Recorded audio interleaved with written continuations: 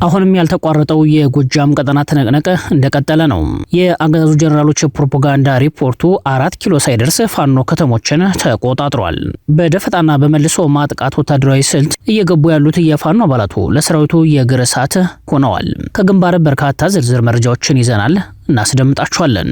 የመቀሌና አዲስ አበባ ዳግም ግጭት የለየለት መጥቷል። አብይ አህመድ የፍራቻ ዛቻዎችን በልሳኖቻቸው በኩል ሲያስተጋቡ ደብረ ጽዮን ያልታሰበ ትዕዛዝ ሰጥተዋል። ቀጥታ የውጊያ መልእክት ተላልፏል። በቆይታችን የምታደምጡት ሌላኛው የሰዓቱ መረጃችን ነው። በብልጽግናው አጋዝ የሚደገፈውን አርኤስኤፍ የሱዳን ጦር በየቦታው እያጸዳ መሆኑን አስታወቀም። በተለይም ከመዲናዋ ካርቱም በርካቶች ተይዘዋል። ከባህር ማዶ ዩክሬን ተደበደብኩ ድረሱልኝ ብላለች። ለዓመታት የዘለቀው የሩሲያ ዩክሬን ጦርነት ዛሬ አዳሩን አስከፊ ጥቃት አስተናግዷል።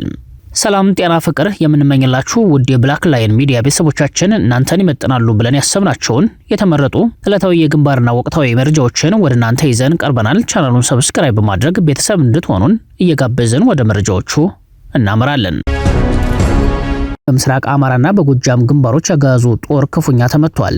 የፋኖ ህዝባዊ ትግል በከፍተኛ ማሸነፍ ላይ ይገኛል። የፋኖ ህዝባዊ የነጻነት ትግል በየግንባሩ እያስመዘገበ ያለውን አስደናቂ ድል በመቀጠል በሸዋ በጎጃምና በጎንደር ግንባሮች በአገዛዙ ጥምር ጦር ላይ በወሰደው የተቀናጀና ድንገተኛ መብረቃዊ እርምጃ የጠላትን ኃይል ከፍተኛ ኪሳራ አሸክሞታል።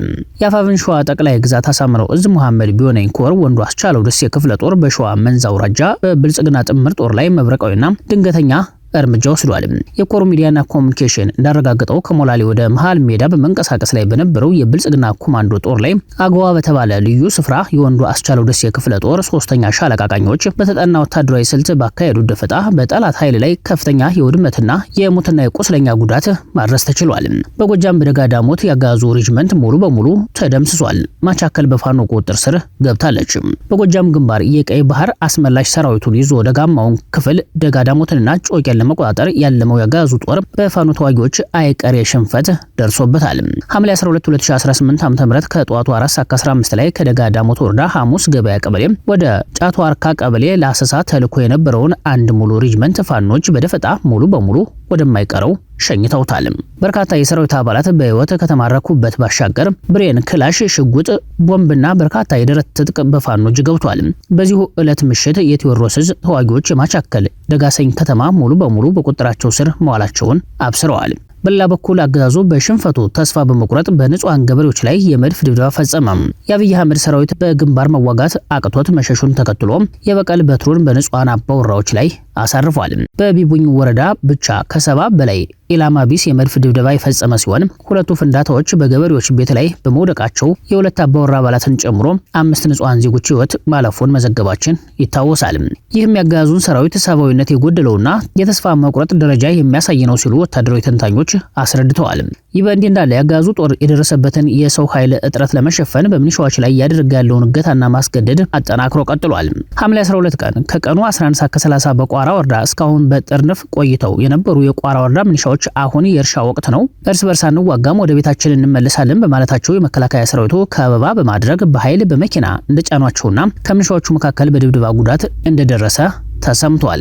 ሚኒሻዎቹ በርካታ ጓዶቻችን ከንቱ መስዋዕትነት ከፍለው ቤተሰቦቻቸውን በትነዋል፣ እኛ ወደ እርሻችን እንመለሳለን የሚል ጠንካራ አቋም በመያዛቸው ምክንያት የታፈሱ ሲሆን ወደ ሌላ ግንባር ሊወስዷቸው እንደሚችሉ ተገልጿል። በሌሎች ወረዳዎች የሚገኙ የመከላከያና የሚኒሻ አባላት ያጋዙን ውድቀት በመገንዘብ ከንቱ መስዋዕትነት ሳያደርጉ አስቀድመው ህዝባዊ ወገንተኝነታቸውን እንዲያሳዩና ውሳኔያቸውን እንዲያስተካክሉ ጥሪ ቀርቧል። በጎጃም ግንባር የተሰነዘረው መጠነ ሰፊ ወታደራዊ ጥቃት በማክሸፍ የፋኖ ሰራዊት ስልታዊ ድል መቀዳጀቱንና ያጋዙ ጦር በደረሰበት መፍረክረክ ሳቢያ ዓለም አቀፍ የጦር ህግጋትን የጣሰ የከፋ የሰብአዊ መብት ረገጣ መፈጸሙን ምንጮች አስታወቁ። የአፋብን ቴዎድሮስ ዕዝ ህዝብ ግንኙነት መምሪያ ባወጣው ዝርዝር መረጃ መሰረት በጀነራሎች የሚመራው የብልጽግና ጥምር ጦር ከፍተኛ ወታደራዊ ኃይልና የከባድ መሳሪያዎች ሽፋንን በመጠቀም የከፈተውን ማጥቃት የፋኖ ሰራዊት በስትራቴጂካዊ የሽምቅ ውጊያ ቀመር አክሽፎታል። ያጋዙ የጦር አዛዦች ከፍተኛ ቁጥር ያለው ሰራዊትና የጦር መሳሪያ በማሰለፍ በጎጃም ቀጠና ደጋ ዳሞት ግንባር ከፍተኛ ጥቃት ሰንዝረው ነበር። ይህ የጦር እንቅስቃሴ በአንድ ሰው አልባ አውሮፕላን፣ በ6 ታንኮች፣ በ3 ጀነራል መድፎች፣ በርካታ ቢኤምና አየር መቃወሚያዎች እንዲሁም በሞርተርና በሌሎች መካናይዝድ መሳሪያዎች ታገዘ እንደነበር ታውቋል። ይሁን እንጂ ይህን ሁሉ ዘመናዊና ከባድ መሳሪያ ያሰለፈው የምስራቅ ዕዝ ጦር በፋኖ አባላት የነቃና የተቀናጀ መልሶ ማጥቃት እርምጃ ሳቢያ ሳይገፋ መክኖ ቀርቷል። የአገዛዙ ጦር በጦር ሜዳ የገጠመውን ውድቀት ለመሸፈን በሚመስል መልኩ በተለያዩ የጎጃም አካባቢዎች በንጹሃን ዜጎች ላይ ያነጣጠረ የብቀላ ጥቃት መፈጸሙ ተገልጿል። በጥቃቱ ከተጎዱት አካባቢዎች መካከል አማኑኤል፣ የነጭ፣ ስናን፣ የጠድ፣ ደጋዳሞት ፈረስ ቤት፣ ቢቡኝ፣ ድጓጽዮን፣ ደጀን፣ የትኑራና ሞጣ ከተማ አካባቢዎች ይገኙበታል። በእነዚህ አካባቢዎች ሰላማዊ ማህበረሰብ ላይ በተከፈተ የከባድ መድፍ ጥቃት በርካታ ንጹሃን ዜጎች ከነመኖሪያ ቤቶቻቸው ሙሉ በሙሉ መውደማቸውና ማለቃቸው ተረጋግጧል። የአካባቢው ምንጮች እንደረጋገጡት የአገዛዙ ጥምር ጦር ከፋኖ የተሰነዘረበትን የጸረ ማጥቃት እርምጃ መቋቋም አቅቶት ክፉኛ በመፍረክረኩ ፍጹም የሞራል ውድቀቱን የሚያሳይ አስነዋሪ ድርጊት ፈጽሟል።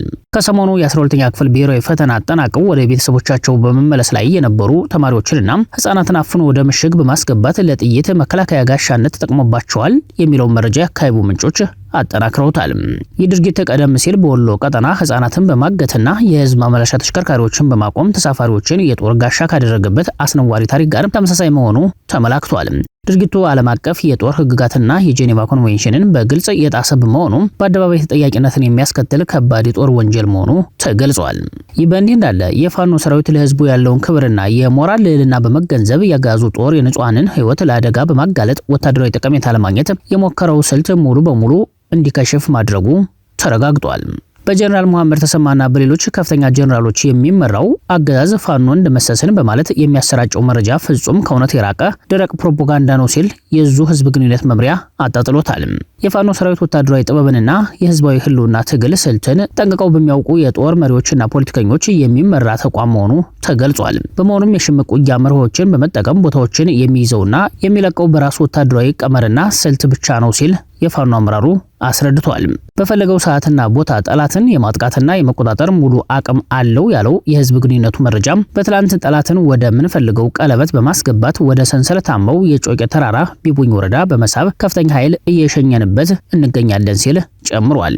የአፋብን ቴዎድሮስ የት ቦታ ማን እንደመሰሱ ለሚለው ጥያቄ ያገዛዙ አዛዦች በስም ጠቅሰው መመለስ እንደማይችሉና ድርጊታቸው ተራራ ቧጭሮ ከመመለስ ያለፈ ፋይዳ እንደሌለው ገልጾ የፋኖ አቅም ገና እየተገለጸ የመጣ በመሆኑ የህዝቡን ነጻነት የማረጋገጡ ትግል በላቀ ድል እንደሚቀጥል አረጋግጧል። የመጨረሻው ምዕራፍ የኃይላት ፍጥጫ ጠንከር ብሏል። ህወሓት የጦርነት ጥሪ መሰል መግለጫ ሲያወጣ ብልጽግና በልሳኖቹ በኩል ማብጠልጠሉን ተያይዞታል።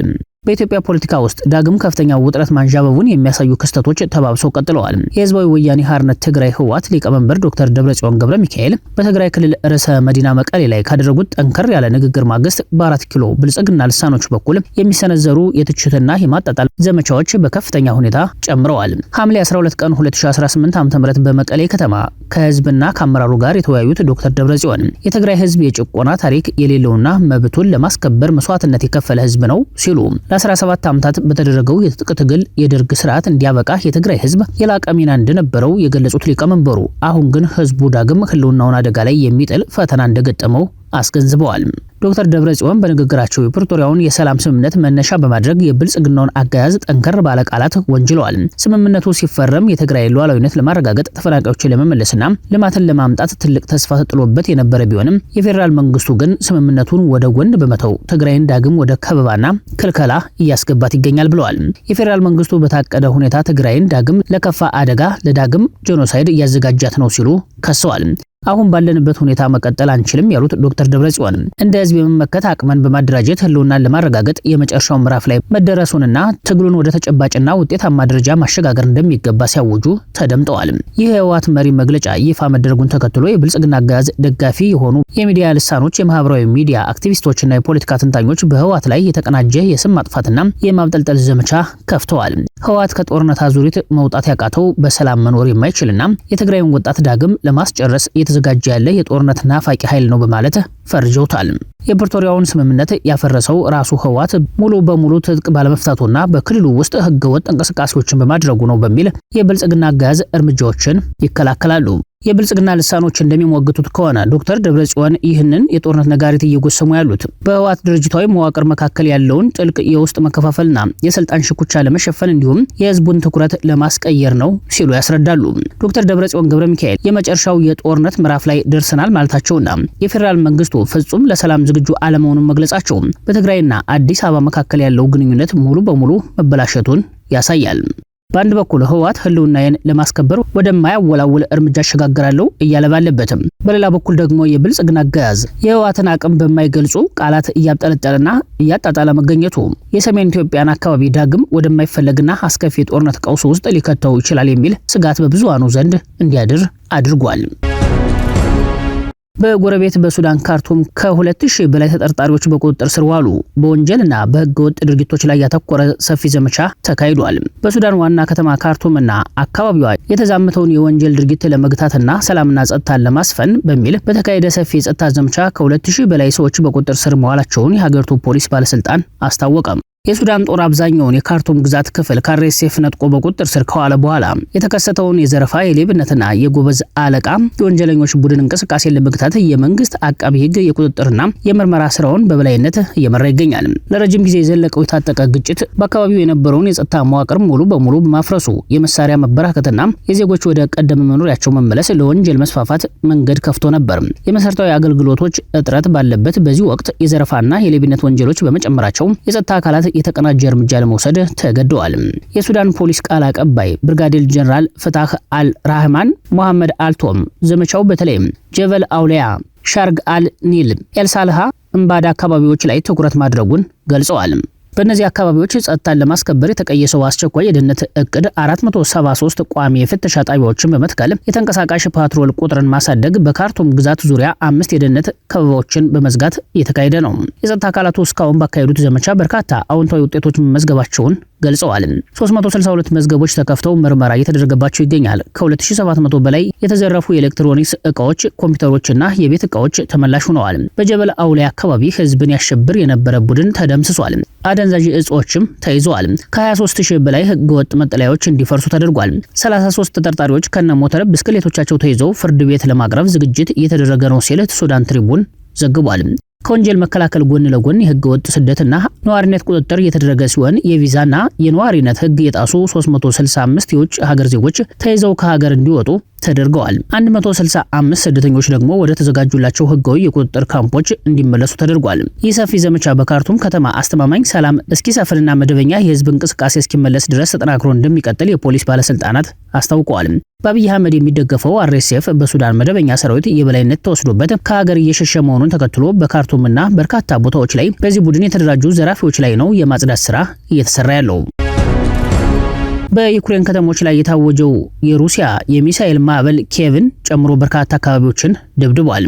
የሩሲያ የጦር ኃይል በዩክሬን ዋና ከተማ ኪየቭና በሌሎች ቁልፍ ከተሞች ላይ ከፍተኛ ቁጥር ያላቸውን የባሊስቲክስና ድሮን ጥቃቶችን ፈጽሟል። በጥቃቱ መረጃዎች መሰረት የ4 ሰዎች ህይወት ማለፉ የተረጋገጠ ሲሆን በርካቶች ቆስለዋል። የኪየቭ ከንቲባና የአካባቢው ባለስልጣናት እንደገለጹት የከተማዋ የአየር መከላከያ ስርዓቶች የተተኮሱትን አብዛኞቹ ሚሳኤሎች ከመምታታቸው በፊት ቢመክቱም የተመቱት ሚሳኤሎችና ድሮኖች ፍርስራሽ በከተማዋ በሚገኙ የመኖሪያ ህንጻዎች፣ ትምህርት ቤቶችና የኃይል ማመንጫ መሰረተ ልማቶች ላይ ከባድ ውድመት አድርሰዋል። ከዋና ከተማዋ ኪየቭ በተጨማሪ እንደ ካርኪቭ፣ ኦዴሳና ዲምፕሮ ባሉ ትልልቅ የዩክሬን ከተሞች ላይ ተመሳሳይ የሚሳኤልና የድሮን ማዕበል መውረዱ ተዘግቧል። በእነዚህ አካባቢዎች የነፍስ አድን ስራው የቀጠለ በመሆኑ የሟቾች ቁጥር ሊጨምር እንደሚችል ስጋት ደቅኗል። ጥቃቱን ተከትሎ የዩክሬኑ ፕሬዝዳንት ቮሎዲሚር ዜሌንስኪ ጽህፈት ቤት ድርጊቱን ሽብርተኝነት ሲል አውግዞታል። ፕሬዝዳንት ዜሌንስኪ ለምዕራባውያን አጋሮቻቸው ባስተላለፉት አስቸኳይ መልእክት የሩሲያን ባሊስቲክ ሚሳኤሎች ማቆም የሚቻለው በቂና ዘመናዊ የአየር መከላከያ ስርዓቶች ሲኖሩ ብቻ ነው። አጋሮቻችን የገቡትን ቃል በፍጥነት ሊፈጽሙ ይገባል። እያንዳንዱ የዘገየ ቀን የንጹሃን ህይወት እየቀጠፈ ይገኛል ብለዋል። የጥቃት ምስሎች መረጃዎች እንደሚያመላክቱት የሩሲያ ጦር ዋና ዋና የኤሌክትሪክና የኃይል ማከፋፈያ ጣቢያዎችን ኢላማ ማድረጉን ቀጥሏል። ይህም በበርካታ ከተሞች የኤሌክትሪክና የውሃ አቅርቦት መቋረጥ እንዲከሰት አድርጓል። በመሬት ላይ ባለው የጦር ግንባር በተለይም በዶኔስቲክና በዶንባስ ክልሎች በሩሲያና በዩክሬን እግረኛ ሰራዊት መካከል የሚደረገው የከባድ መሳሪያ ተኩስና ውጊያ እንደቀጠለ ነው። ሩሲያ የአየር የበላይነትን በመጠቀም በግንባር ቀደምትነት የዩክሬን ከተሞች ላይ ተንሸራታች ቦምቦችን በስፋት እየተጠቀመች ትገኛለች። ይህ አዲስ የጥቃት ማዕበል ሩሲያ በዩክሬን የመሰረተ ልማቶች ላይ የምታደርገውን የረጅም ርቀት ሚሳኤል ዘመቻ አጠናክራ መቀጠሏን ያሳያል። የሰሜን አትላንቲክ ጦር ቃል ኪዳን ድርጅት ኔቶ አባላትን ጨምሮ አጋሮች ለዩክሬን የሚደረገውን የገንዘብና የጦር መሳሪያ ድጋፍ ለማፋጠን ተጨማሪ ስብሰባዎችን ለማድረግ እየተዘጋጁ ስለመሆናቸውም ተዘግቧል። ክቡራትና ክቡራን አድማጭ ተመልካቾቻችን ለሰዓቱ የነበረን የዜናና የመረጃ ስርጭታችን ይህንን ይመስል ነበር። ቻናሉን ሰብስክራይብ በማድረግ ቤተሰብ እንድትሆኑ ጋበዝን። በሰላም ዋሉ። ጤና ይስጥልን።